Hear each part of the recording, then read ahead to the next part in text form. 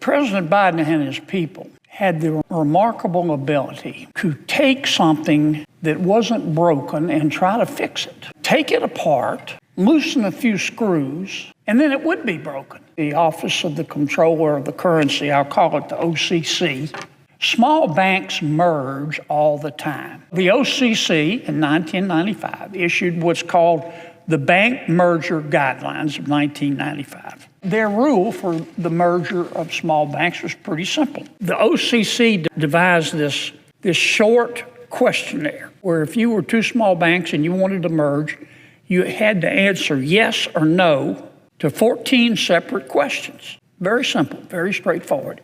14 questions, you answer yes or no. And then the folks at OCC could look at your answers and see if they thought there was any risk to consumers. And the OCC also adopted a rule that said, look, if we don't give you an answer within 15 days, because we're busy, the OCC said, your merger is automatically approved. Short, sweet, very effective. We haven't had problems with our small banks, and none of these mergers, hundreds that have taken place since 1995, which has actually made the financial system in America stronger, created virtually no risk.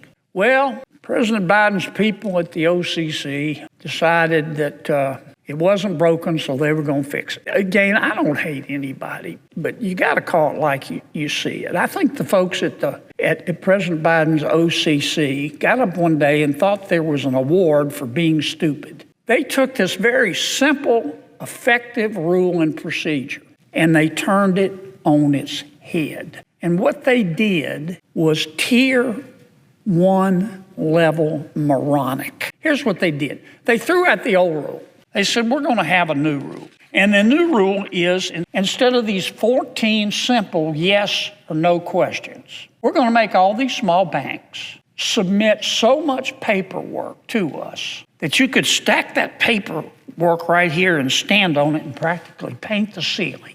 They threw out this simple 14 yes or no questions. They said that now these small banks, these are small banks now, community banks, have to submit reams and reams of evidence. We at the OCC will start making a decision based on 19 criteria. The banks will have to prove that they comply with 13 of what the OCC called positive indicators. The banks will have to show they do not align with 6 of what the OCC started calling negative indicators. The procedure, not only did it require reams of evidence, just trying to read their rule that they put out.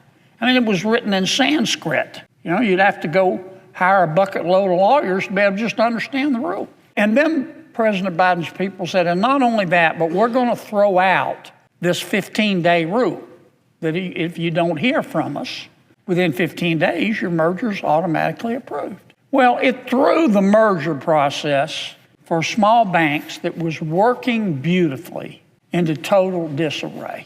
So in a few minutes, I'm going to ask the Senate to reject President Biden's cumbersome rule. I'm not going to suggest that we not regulate small bank mergers.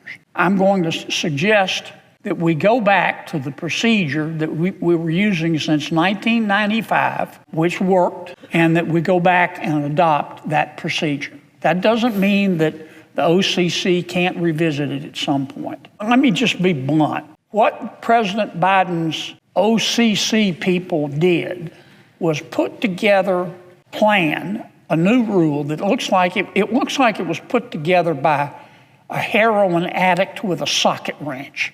I mean, it's the most convoluted thing you've ever seen. And if we vote yes today, and I hope we do, then we will reject his rule and go back to doing it the old way.